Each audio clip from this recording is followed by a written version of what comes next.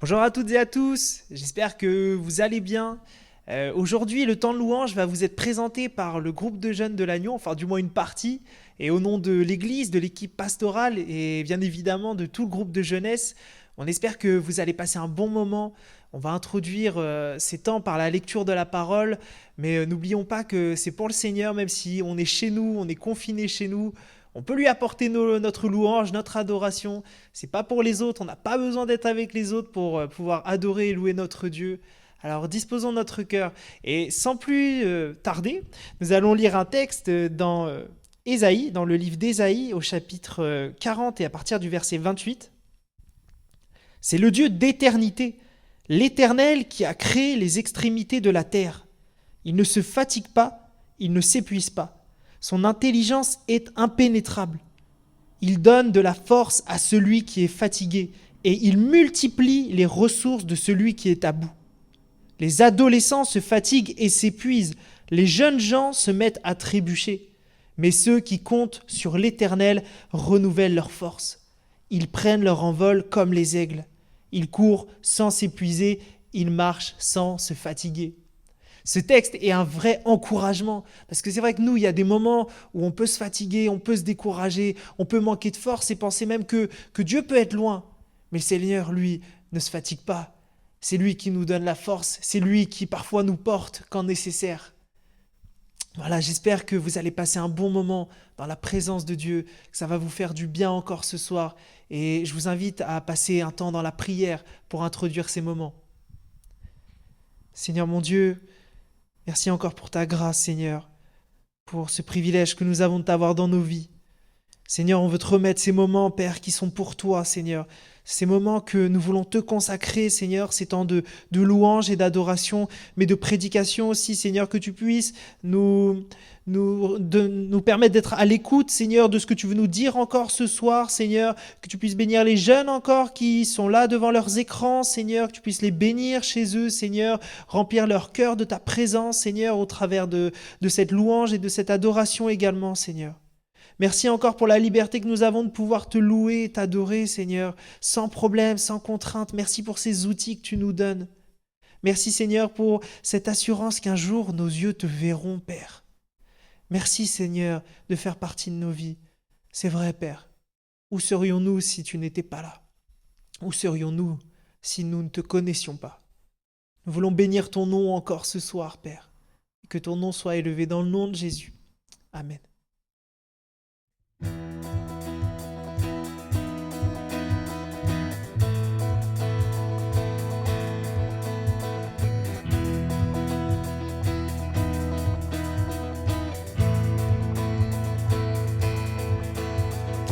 Ouvre les yeux de mon cœur, Père. Ouvre les yeux de mon cœur. Je désire te voir. Je désire te voir. Ouvre les yeux de mon cœur, Père. Ouvre les yeux de mon cœur. Je désire te voir. Je désire te voir. Élevé au plus haut des cieux, rayonnant de l'éclat de ta gloire, répand ton amour, ta force, alors que nous chantons, tu es saint. Ouvre les yeux de nos cœurs, ouvre les yeux de nos cœurs, Père, ouvre les yeux de nos cœurs. On veut te voir, Seigneur Jésus. On veut te voir. Ouvre les yeux de mon cœur, Père.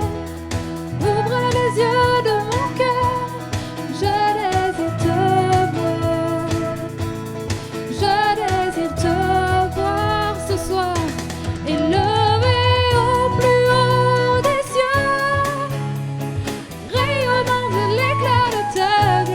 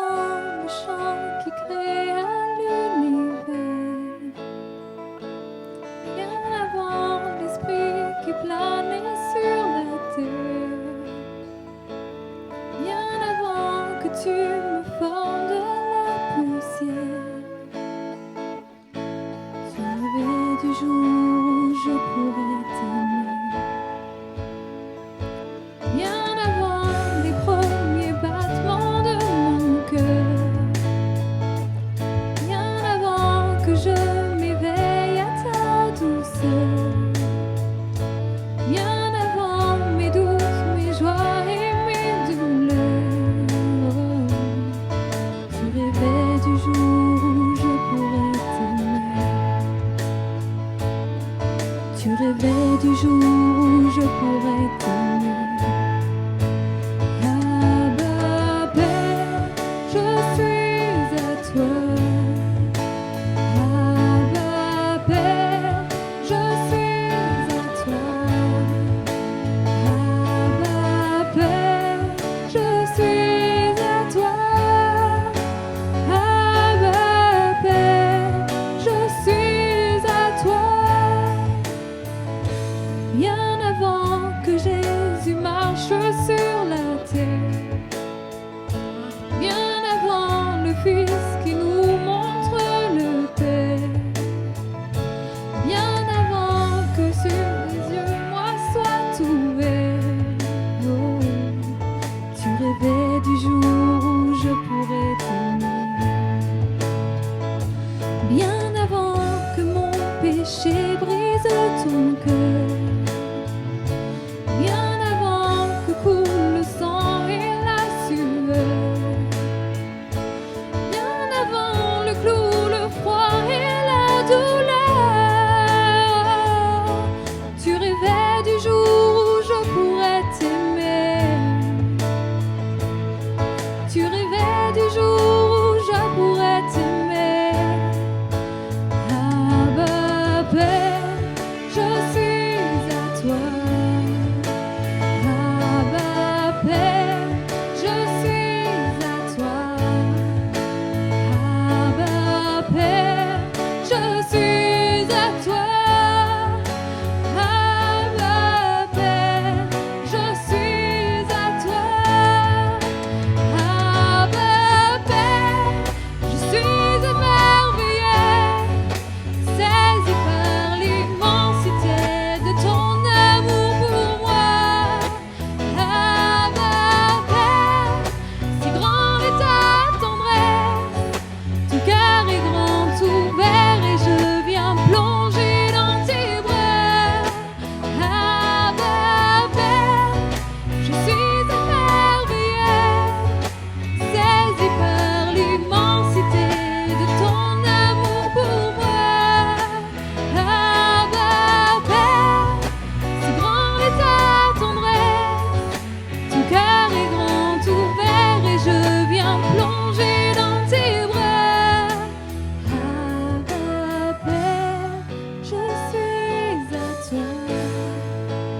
Abba Père, je suis à toi.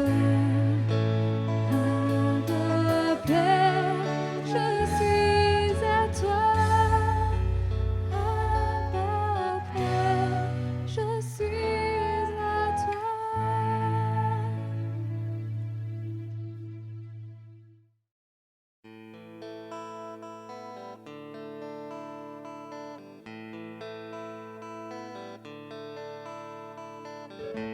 En toi les âmes sont bénies, en toi les faibles sont affermis, les cœurs brisés tu rétablis, donnant la vie. Cet amour qui peut libérer, cet amour qui peut restaurer, nous appelle par notre nom. Tu nous appelles par notre nom.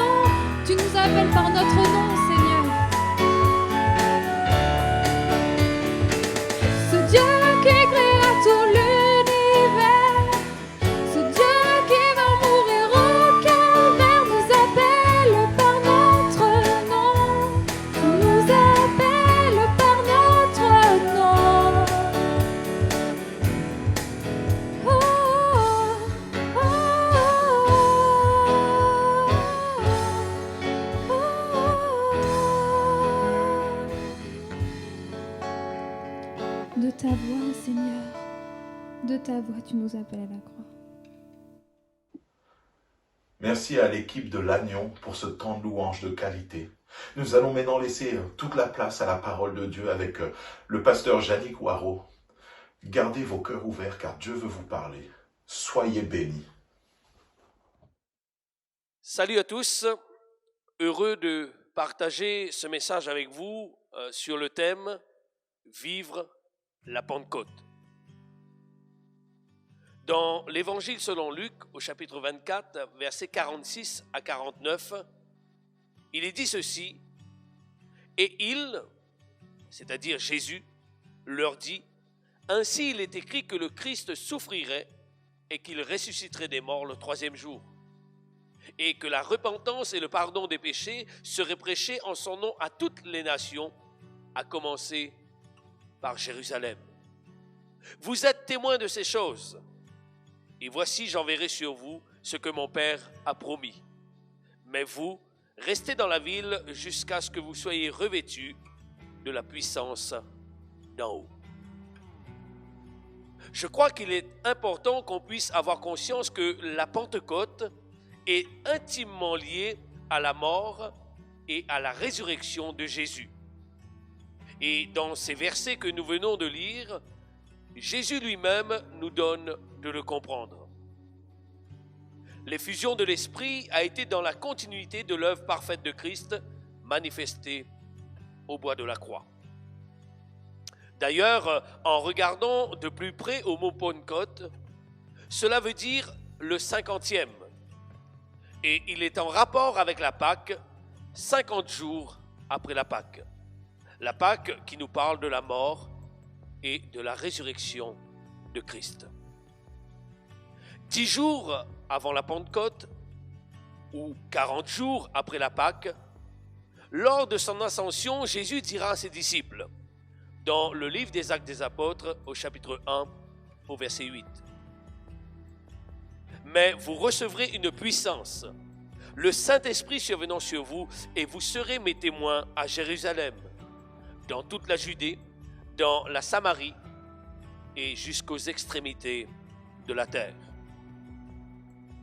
Il est bien dommage de constater parfois que le baptême du Saint-Esprit ne soit associé qu'au parler en langue, alors que le parler en langue, qui bien sûr a son importance, n'est en réalité que le signe que nous avons été baptisés de l'Esprit. Avez-vous remarqué, Jésus ne dit pas « vous recevrez une puissance et vous parlerez en langue », mais « vous recevrez une puissance et vous serez mes témoins ». Pour vivre pleinement la Pentecôte, il nous faut avant tout désirer être de véritables témoins de Christ. Prenons l'exemple même de Pierre, avant la Pentecôte, et Pierre après la Pentecôte. En considérant cela, nous voyons une différence phénoménale. Juste avant sa crucifixion, Jésus annonçait à ses disciples qu'ils allaient l'abandonner. Et nous pouvons lire ceci dans l'Évangile selon Matthieu, chapitre 26, versets 31 à 35. Alors Jésus leur dit, « Je serai pour vous tous cette nuit une occasion de chute. Car il est écrit, je frapperai le berger, et les brebis du troupeau seront dispersées.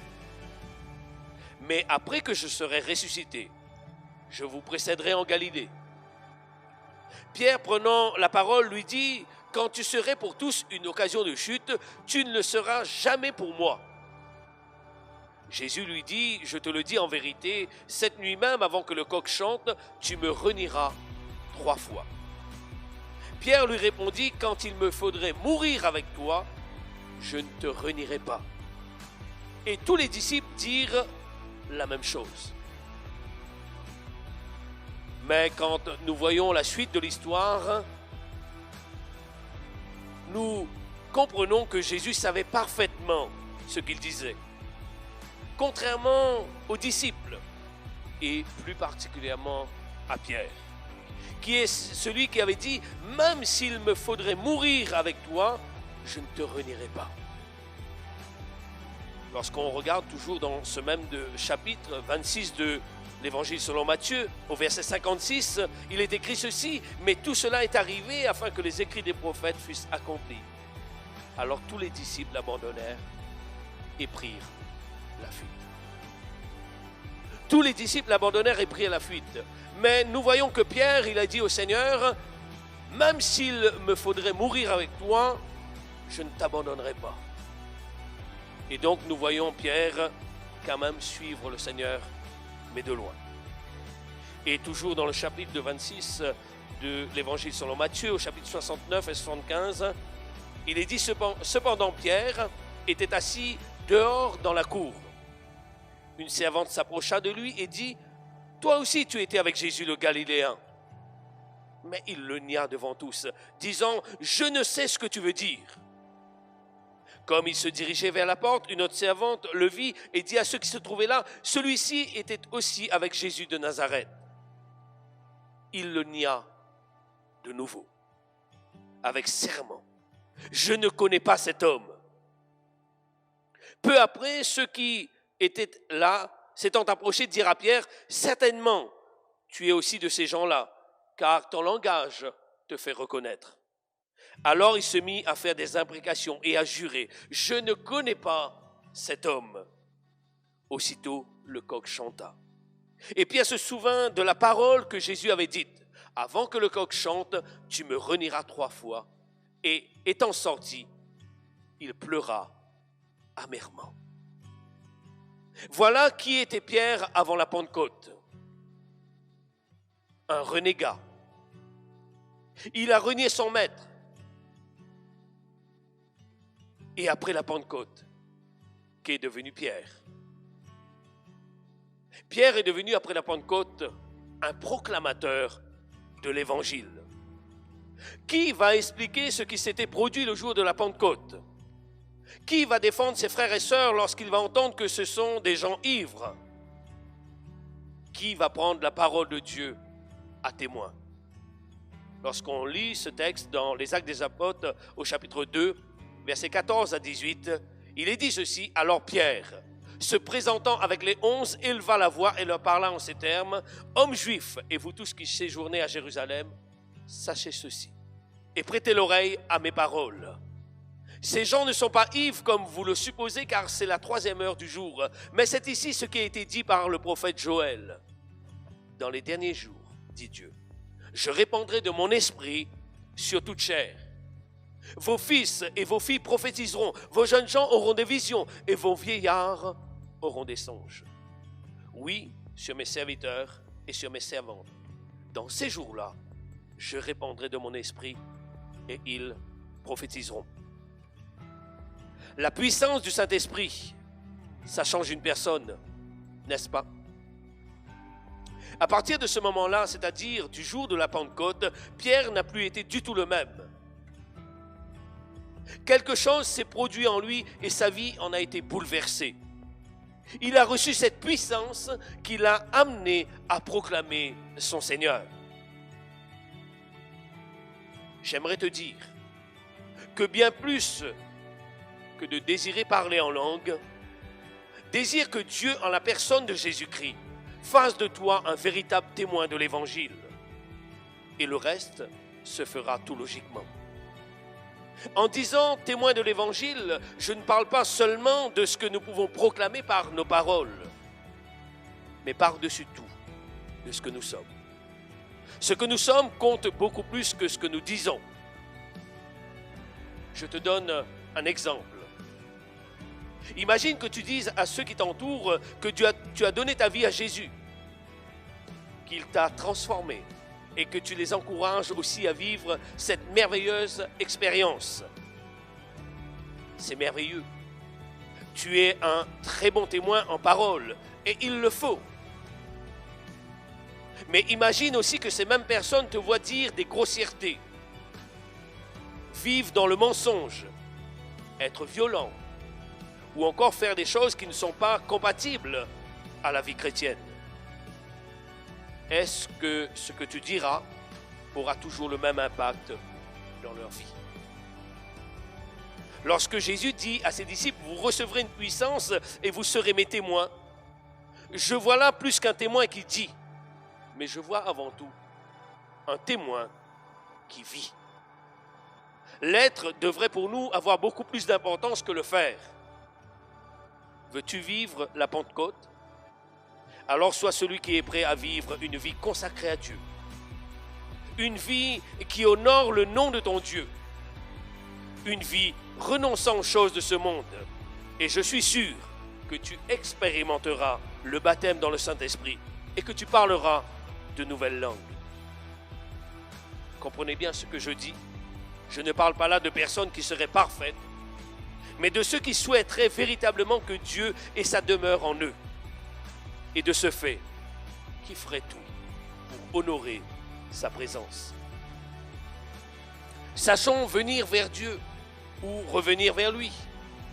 Lorsque nous sentons que dans tel ou tel domaine, nous n'avons pas été à la hauteur, à l'image même de Pierre qui a pleuré amèrement, juste après son reniement. Et nous voyons que Dieu, dans son immense amour, lui a pardonné cette faute. Vivre la Pentecôte, c'est avoir ce désir au fond de ton cœur de vivre avec Dieu, de vivre pour Dieu et de vivre en Dieu. Vivre la Pentecôte, c'est accepter que Jésus fasse sa demeure en toi, car sans Jésus, tout effort personnel serait bien vain. Jésus dira ceci dans l'Évangile selon Jean au chapitre 15, verset 5. « Je suis le cep, vous êtes les sarments. Celui qui demeure en moi et en qui je demeure porte beaucoup de fruits, car sans moi, vous ne pouvez rien faire. » Je dirais ceci pour terminer. Vivre la Pentecôte, c'est mettre Jésus au centre de ta vie. N'aspire pas seulement à parler en langue, mais par-dessus tout, fais de l'Éternel tes délices, et il te donnera ce que ton cœur désire, comme il est dit dans le psaume 37, verset 4. Que Dieu te bénisse, et qu'il te remplisse et te baptise du Saint-Esprit, que son saint nom soit béni, glorifié et exalté. Amen. Merci beaucoup Yannick pour ton message, ça nous fait du bien vraiment. Et on voudrait, avant de terminer, donner aussi l'opportunité d'entendre 2 témoignages. C'est bon d'entendre l'exhortation, la prédication de la parole, c'est aussi bon d'entendre comment est-ce que les uns les autres ont expérimenté le baptême du Saint-Esprit. Alors je vous propose d'écouter ces 2 témoignages et puis on se retrouve juste après. Bonjour, je m'appelle Yasmine, j'ai 27 ans et je viens vous présenter mon témoignage sur le baptême du Saint-Esprit. Alors, tout a commencé en 2014 suite à une délivrance que j'ai vécue à l'église. Donc, le Seigneur m'a délivré des choses de mon passé. Et après cela, le couple pastoral Caroline et Pascal sont venus chez moi pour recueillir mon témoignage parce que ça faisait pas très longtemps que j'étais dans l'église. Et après le témoignage, ils m'ont dit, bon, maintenant que tu es délivré, on va prier pour que tu sois baptisé du Saint-Esprit. Ok, bon, bah, on a commencé la prière. Et pendant la prière, j'ai senti comme une chaleur m'envahir. Sauf que sur le champ, je sortais juste de délivrance, donc j'avais encore plein de doutes, j'avais encore certaines peurs. Et donc, j'osais pas. Et le couple pastoral me disait, vas-y, si tu reçois des paroles, libère-les, parle. Enfin, moi, j'avais peur de dire des choses blasphématoires qui ne venaient pas de Dieu, donc j'ai gardé ça pour moi. Et quelques mois après, il y a eu un événement à l'église. Et après la réunion, après l'événement, ils ont voulu prier pour que tout le monde soit baptisé du Saint-Esprit dans la salle. Et ce soir-là, je me suis dit, ça y est, je suis déterminée, c'est maintenant en fait, je veux Seigneur vraiment que tu me baptises de ton Esprit Saint, sachant que j'avais fait beaucoup de chemin avec Dieu durant tout ce temps-là, depuis la dernière fois. Et donc ce soir-là, j'ai ouvert mon cœur, j'ai reçu la prière et j'ai parlé en langue. J'ai chuchoté quelques mots dans mon coin, je sais pas pourquoi j'ai chuchoté, je voulais peut-être pas que les gens entendent, mais j'ai chuchoté et j'étais déjà heureuse de cela. Le soir, quand je suis rentrée chez moi, je me suis dit, Seigneur, non, ça me suffit pas au fait, je veux pas que chuchoter, je veux pouvoir parler librement vraiment parler à haute voix en langue et vraiment avoir cette assurance-là, Seigneur. Donc je me suis assise sur le bord de mon lit et j'ai encore ouvert mon cœur et j'ai encore ressenti cette chaleur que j'avais ressentie la première fois. Et ce soir-là, j'ai débité. J'ai parlé en langue, j'ai parlé, ça venait par tranche, je parlais. Même quand je suis allée me coucher, je continuais de parler en langue. Et ce soir-là, j'ai vécu une expérience extraordinaire. Il y a des gens qui m'avaient témoigné de cela avant. Ils m'ont dit, tu verras quand ça t'arrivera, mais tu seras tellement aux anges. Mais je me disais, ouais, bon. Mais non, c'est vrai au fait. J'étais aux anges. J'avais l'impression de flotter. J'étais légère comme une plume, comme si un gros poids était sorti de mon corps. Je me sentais tout l'amour de Dieu sur moi, comme si mon père ou ma mère m'avait pris dans ses bras. J'étais comme enveloppée dans des draps de soie, mais j'étais heureuse ce soir-là. Je priais en langue en pleurant et j'en ai les frissons quand je vous en parle, je vous promets. Et c'est une expérience vraiment extraordinaire que je souhaite à tout le monde de vivre. Alors, qu'est-ce que ça m'a apporté dans ma vie? Mais de l'assurance. À partir de ce jour-là, mais ma vie a carrément changé, aussi bien spirituellement, car dorénavant, quand je priais, j'avais cette assurance-là, j'avais cette foi-là que Dieu a entendu. Avant, je priais en disant, ouais, enfin, voilà, j'avais pas de certitude, mais maintenant, je suis certaine, car le Seigneur est avec moi, car le Saint-Esprit est avec moi. Dans la vie de tous les jours, j'ai acquis aussi de l'assurance. J'étais timide, réservée, j'avais peur de tout et de tout le monde. Mais aujourd'hui, je sais que ce ring dans lequel je suis, ce ring qui est ma vie, il y a quelqu'un qui m'a rejoint dedans. Le Saint-Esprit m'a rejoint pour le combat. J'ai plus peur des gens, j'ose m'exprimer, j'ose parler ouvertement avec amour bien sûr, mais je ne me cache plus comme avant. Le Seigneur, mais cette expérience-là m'a vraiment transformée et continue encore aujourd'hui de me transformer. Alors toi qui m'écoutes aujourd'hui, je te souhaite vraiment de vivre cela. Juste tout ce que tu as à faire, c'est d'ouvrir ton cœur. Le Saint-Esprit n'attend que ça. Jésus l'a envoyé, c'est pas pour qu'il reste hors de nous et nous regarder de loin, c'est pour qu'il vienne habiter en nous. Donc ouvrons-lui nos cœurs, accueillons-le à bras ouverts et tu vas voir ce que ça fait, le bien que ça fait. Alors je vous exhorte vivement à rechercher le Saint-Esprit, à rechercher Jésus dans votre vie et vous verrez les transformations qu'il fera pour vous. Je vous souhaite d'être bénis au nom puissant de Jésus. Gros bisous. Bonjour à tous, alors moi c'est Anaïs, j'ai 23 ans et je fais partie de l'église ADD de Saint-Brieuc. Au sein de cette église, je fais partie du groupe de jeunesse de mon église et je fais aussi partie du groupe des responsables des ados. Et aujourd'hui, si je suis là, c'est pour vous apporter un témoignage sur la manière dont j'ai été baptisée du Saint-Esprit. Alors, à ce moment-là, il faut savoir que déjà, j'ai été baptisée du Saint-Esprit il y a à peu près 3-4 ans. Et il faut savoir qu'à ce moment-là, je me sentais un petit peu seule à plusieurs niveaux. Déjà au niveau de ma famille, parce que toute ma famille n'avait pas donné sa vie à Christ. Au niveau de mes amis aussi, parce que j'étais au début de mes années d'études supérieures.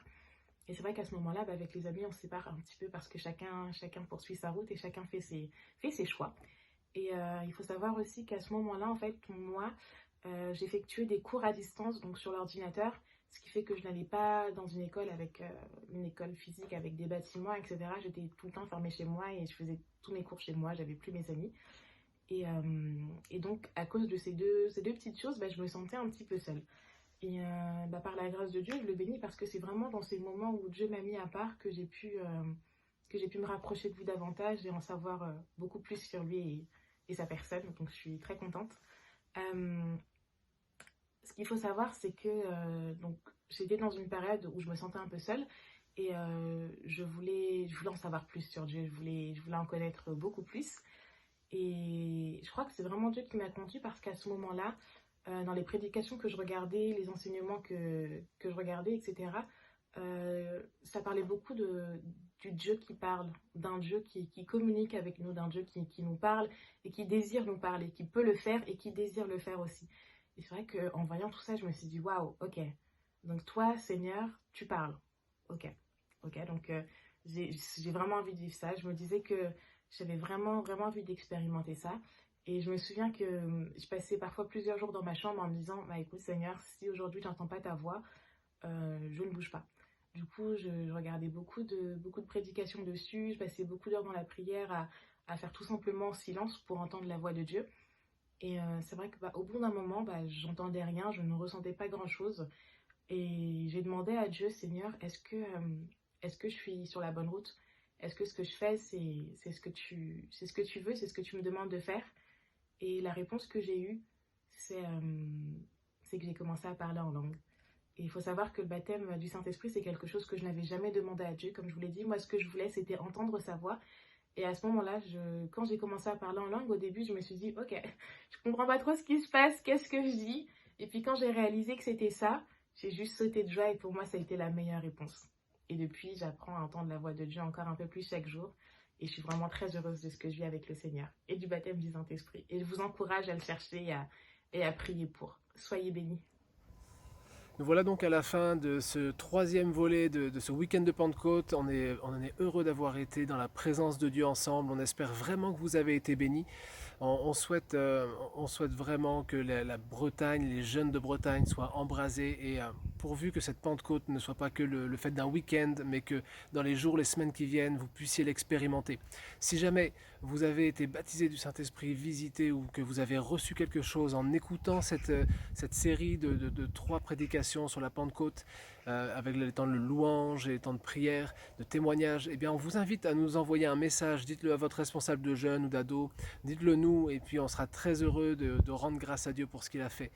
Que Dieu vous bénisse, on se retrouvera bientôt dans les prochains rendez-vous, on l'espère, à la rentrée, à la Toussaint notamment, avec des rencontres ou un mini-camp, si tout se passe bien. En tout cas, on n'a pas oublié qu'il est tellement bon de se retrouver tous ensemble.